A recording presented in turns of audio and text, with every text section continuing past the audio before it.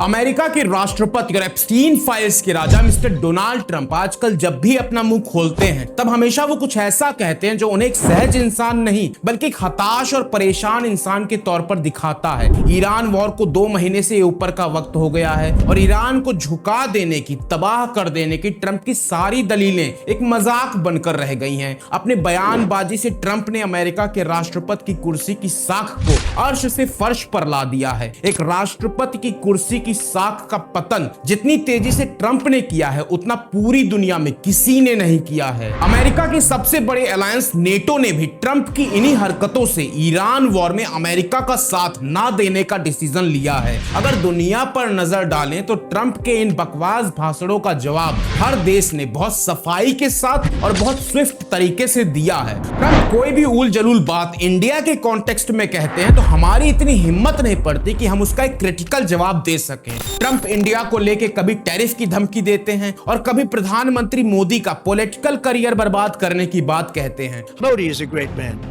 That he loves Trump. Now, I don't know if the word love, I don't want you to take that any different. I don't want to destroy his political career, okay? Trump ने इन्हीं सब हरकतों के बीच India को लेकर एक ऐसी बात साझा कर दी जो देश और हम नागरिकों की सेल्फ रिस्पेक्ट पर सीधा हमला है। ट्रंप ने इंडिया को हेलहोल कहकर यह साबित कर दिया है कि ट्रंप केवल एक असहज इंसान नहीं बल्कि एक सनकी भी हैं जिनकी टीम में इतने काबिल सलाहकार भी नहीं है जो उन्हें यह एडवाइस दे सके कि ईरान वॉर के दौर में अमेरिका की सेंसिटिव पोजीशन को ध्यान में रखते हुए कम से कम उन देशों की इंसल्ट करने की कोशिश ना करें जो अभी तक उनकी हरकतों के खिलाफ बोलने का साहस नहीं जुटा सके हैं। अमेरिका के राष्ट्रपति जिस देश को हेलहोल कह रहे हैं उनको पहले अपनी उन कॉर्पोरेट कंपनियों से सवाल पूछना चाहिए जिनकी टॉप पोजीशंस पर इंडियन ओरिजिन सीईओज बैठे हैं। ट्रंप ने अपने प्लेटफॉर्म ट्रुथ सोशल पर एक 4 पन्नों का ट्रांसक्रिप्ट शेयर किया है जिसे कंजर्वेटिव पॉडकास्टर माइकल सेवेज ने लिखा था। सेवेज ने यह ट्रांसक्रिप्ट अमेरिका में बर्थ राइट सिटीजनशिप पर अपनी भड़ास निकालते हुए लिखी है। सैवेज का कहना है कि यहाँ यानी अमेरिका में पैदा होते ही बच्चा सिटीजन बन जाता है और फिर वो अपनी पूरी फैमिली को चाइना, इंडिया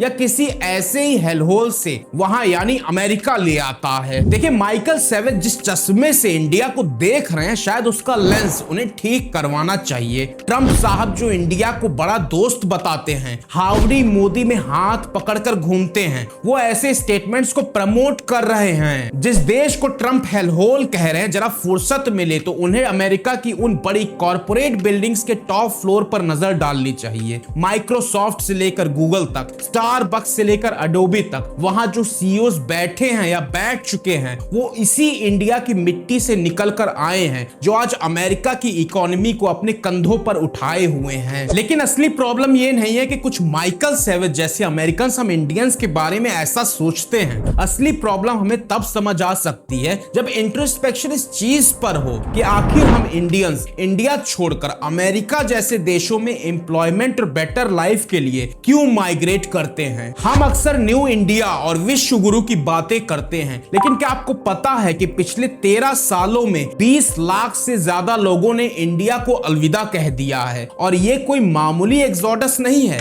2022 के बाद से तो हर साल 2 लाख से ज्यादा लोग अपनी इंडियन सिटीजनशिप छोड़ रहे हैं। मतलब हर दिन लगभग 500 से ज्यादा इंडियंस ने इंडियन सिटीजनशिप छोड़ी है। अब सवाल है कि ऐसा क्यों है? क्या ये लोग देशद्रोही हैं? जी नहीं। एमईए का डेटा और एक्सपर्ट्स कहते हैं कि रीजंस बड़े सिंपल हैं। क्वालिटी ऑफ लाइफ, एम्प्लॉयमेंट और ग्लोबल मोबिलिटी। लोग वहां जा रहे हैं जहां हवा साफ है, जहां बच्चों का फ्यूचर सिक्योर हो और जहां उनके टैक्स के बदले उन्हें वर्ल्ड क्लास इंफ्रास्ट्रक्चर और हेल्थ केयर मिले। इनमें से इंडियंस के लिए टॉप डेस्टिनेशंस रही हैं यूएसए, कनाडा, ऑस्ट्रेलिया और यूके। देखिए, अमेरिका की 33 करोड़ की आबादी में इंडियन सिर्फ 1% हैं, लेकिन ये 1% लोग आज अमेरिका के सबसे अमीर और सबसे ज्यादा पढ़े लिखे और सबसे सक्सेसफुल लोग बन चुके हैं। देखिए, इंडिया एक डेवलपिंग कंट्री है जो अमेरिका के कंपैरिजन में डेवलपमेंट के मामले में काफी पीछे मानी जाती रही है। आखिर वहां से निकले एक आम इंसान जिसकी जिसकी भाषा अलग, जिसका धर्म अलग, वो धरती के दूसरी तरफ जाकर महज एक जनरेशन में अमेरिका का राजा कैसे बन जाता है। आखिर कैसे ये इंडियन कम्युनिटी एक मॉडल माइनॉरिटी बन गई है, कैसे उन्होंने उन लोगों से बेहतर अमेरिकन ड्रीम को जिया है जो वहां सदियों से रह रहे हैं। लेकिन किसी भी आम आदमी को यह लगता है कि कोई भी उठकर अमेरिका चला जाता है, लेकिन सच्चाई यह है कि इमिग्रेशन एक ओलंपिक रेस जैसा है। लाखों लोग चाहते तो हैं जाना, लेकिन पहुंचते सिर्फ कुछ हैं। ऐसा इसलिए है क्योंकि इमिग्रेंट्स हमेशा सेलेक्टेड होते हैं। इस सिलेक्शन को कई पैरामीटर्स पर परखा जाता है। इनमें कुछ क्राइटेरिया वो होते हैं जो दिखते हैं, जैसे आपकी एज, भाषा और एजुकेशन। लेकिन असली खेल है उन अनऑब्जर्वेबल पैरामीटर्स का जो पेपर पर नहीं दिखते, जैसे कि एम्बिशन, ग्रिट यानी कभी ना हार मानने वाला जज्बा और लक। ये ऐसे पैरामीटर्स हैं जो इन माइग्रेंट इंडियंस को अमेरिका में पैर जमाने का जज्बा देते हैं। अमेरिका में रहने वाले इंडियंस किसी और पॉपुलेशन से मेल नहीं खाते, ना तो इंडियन की आम जनता से, ना अमेरिकन के नेटिव से और ना किसी और इमिग्रेंट ग्रुप से। ये लोग ट्रिपली सिलेक्टेड हैं, यानी इनका 3 अलग अलग लेवल्स पर कड़ी छानबीन के बाद सिलेक्शन हुआ है। पहला सिलेक्शन होता है इंडिया के अंदर। हमारे देश की सोशल हायरार्की के कारण उन्हीं लोगों तक हायर एजुकेशन की पहुंच होती है जिनका सोशियो इकोनॉमिक स्टेटस बेहतर होता है। ये पहला फिल्टर है जो काबिल दिमागों को छांटता है। दूसरा सिलेक्शन होता है हमारे एग्जाम्स और एजुकेशन फाइनेंसिंग सिस्टम्स के जरिए। ये सिस्टम उन लोगों का नंबर और भी कम कर देता है जो उन्हें अमेरिका जाने के लिए एलिजिबल बनाते हैं। मतलब सिर्फ वही लोग निकल पाते हैं जो इन एग्जाम्स और एजुकेशन फाइनेंसिंग सिस्टम के इम्तिहान को पार करते हैं। और तीसरा सिलेक्शन होता है खुद अमेरिका में। उनका इमिग्रेशन सिस्टम खास तौर पर उन्हीं स्टूडेंट्स और वर्कर्स को चुनता है जो वहां के हाई एंड लेबर मार्केट की जरूरत को पूरा कर सकें। यूएससीआईसी यानी UN citizenship and immigration services के डेटा के मुताबिक ईयर 2023 में ही लगभग 59,000 इंडियंस ने अमेरिका की नागरिकता यानी सिटीजनशिप हासिल की है। देखिए, इन सब चीजों के बावजूद कई इंडियंस जो अमेरिका नहीं जा पाते वो इल्लीगल रास्तों को एज अ ऑप्शन सेलेक्ट करते हैं, जिसे डंकी रूट कहा जाता है। डंकी रूट वो रास्ता है जहां लोग अपनी अमेरिकन ड्रीम के लिए अपनी जान का सौदा करते हैं। ये सफर शुरू होता है उन लैटिन अमेरिकन कंट्रीज से जैसे इक्वाडोर, बोलिविया, गोयना, ब्राजील और वेनेजुएला, जहां इंडियंस को वीजा मिलना आसान होता है। और यहां से असली डंकी यानी स्मगलिंग नेटवर्क का खेल शुरू होता है। एजेंट्स की गाइडेड ये जर्नी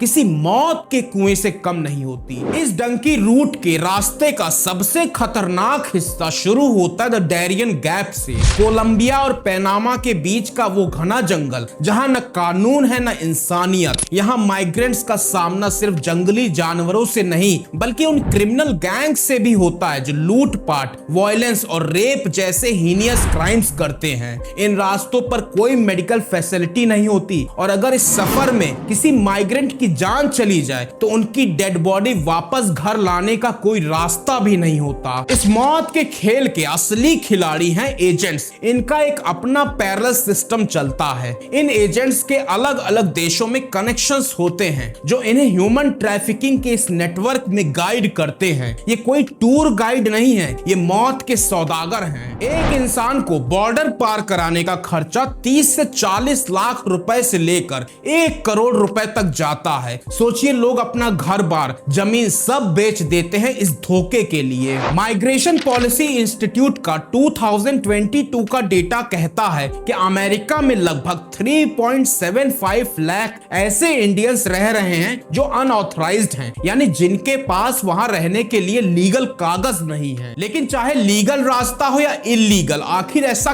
क्या है जो इन 20 लाख इंडियन इमिग्रेंट को उकसाता है इंडिया छोड़ने के लिए? क्यों ये लोग अपना गांव, शहर, परिवार छोड़कर अपनी इस अनसर्टेन अमेरिकन ड्रीम को पूरा करने जाते हैं? इंडियन जॉब मार्केट की हालत एक तरह से वेंटिलेटर पर है। पिछले 5 सालों में हमने adequate number of salaried jobs generate नहीं किए हैं। डेटा के हिसाब से 15 से 25 साल की उम्र के लगभग 40% ग्रेजुएट्स जॉबलेस हैं। देखिए, हम एक ऐसे क्रिटिकल जंक्चर पर खड़े हैं जहां एक तरफ विकसित भारत के सपने हैं तो दूसरी तरफ गहराती हुई इकोनॉमिक इनइक्वालिटी और बेरोजगारी का अंधेरा। इंडिया इंडिया की बड़ी युवा आबादी आज एक ऐसे भविष्य से जूझ रही है जहां सिर्फ अनसर्टेनिटी है। जरा इन फिगर्स पर नजर डालिए। 2022 में जिन लोगों ने सेकेंडरी एजुकेशन या उससे ज्यादा की पढ़ाई की, उनमें बेरोजगारी की दर थी 18.4%। लेकिन अगर आपने मेहनत करके ग्रेजुएशन पूरी कर ली तो यह खतरा सीधा जंप मारकर पहुंच जाता है 29.1% पर। एक इलिटरेट इंसान के लिए बेरोजगारी की दर सिर्फ 3.4% है। ये आंकड़े कुछ परेशान करने वाले हैं, जो दिखाते हैं कि इंडिया में क्वालिटी एम्प्लॉयमेंट की कितनी कमी है। हम विकसित भारत 2047 का सपना देख रहे हैं, लेकिन इकोनॉमिस्ट संजय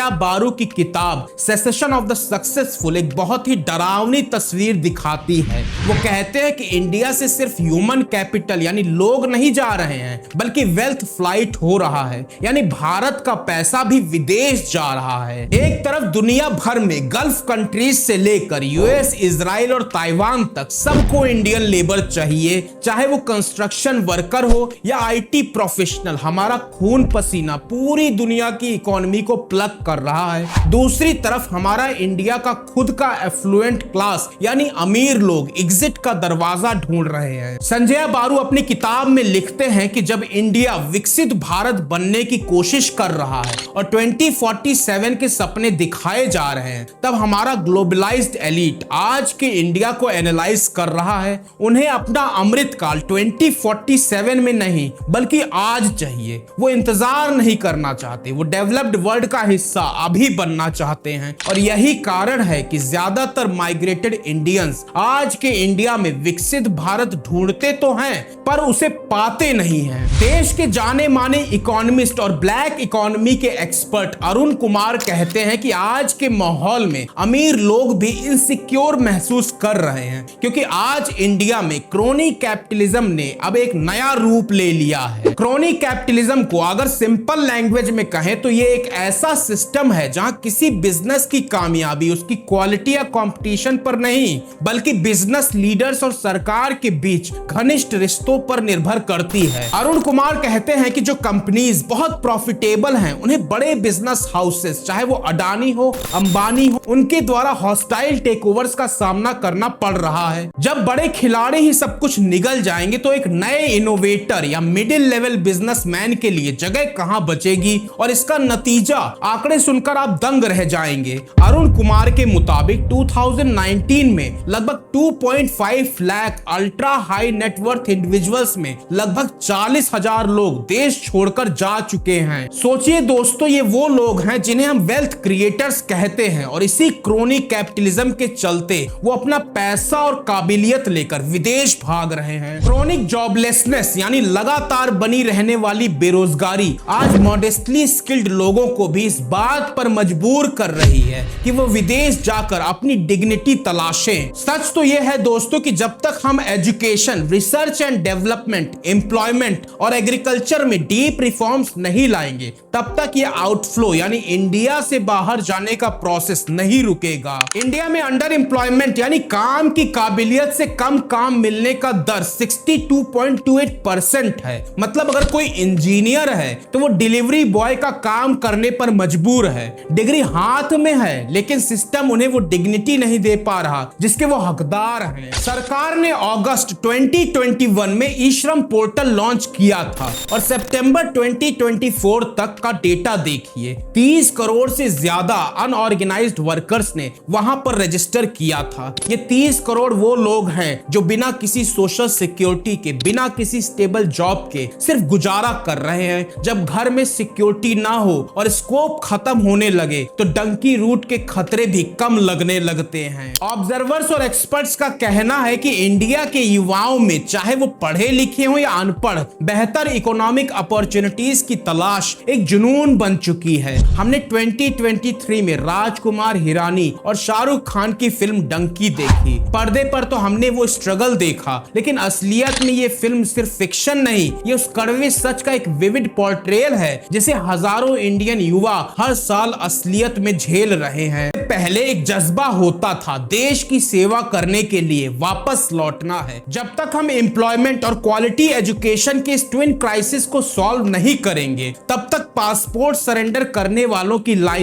कम नहीं होगी, सिर्फ डेस्टिनेशन बदलेगी, कभी अमेरिका तो कभी और कोई देश। जब इंडिया के सबसे स्किल्ड प्रोफेशनल्स देश छोड़कर जाते हैं तो वो अपने साथ इनोवेट करने की काबिलियत भी ले जाते हैं। यही वजह है कि इतने दशकों के बाद भी हम इंजन्स, इलेक्ट्रॉनिक्स और डिफेंस इक्विपमेंट खुद बनाने के बजाय बाहर से इंपोर्ट करते हैं, क्योंकि जो दिमागी चीजें यहां बना सकते हैं वो आज सिलिकॉन वैली या यूरोप को अमीर बना रहे हैं। हालात तो ये आ चुके हैं कि कुछ वीवीआईपी माइग्रेशंस ना तो काबिलियत के दम पर हैं और ना मजबूरी में। ये है इकोनॉमिक फ्रॉड्स करके देश से भागने का ट्रेंड। पिछले कुछ सालों में कई ऐसे बड़े नाम सामने आए हैं जो हमारे बैंक्स और पब्लिक इंस्टीट्यूशंस को बिलियंस का चूना लगाकर विदेश में शानदार जिंदगी जी रहे हैं। याद कीजिए विजय माल्या को किंगफिशर एयरलाइंस के नाम पर 9,000 करोड़ रुपए से ज्यादा का लोन लिया और जब चुकाने की बारी आई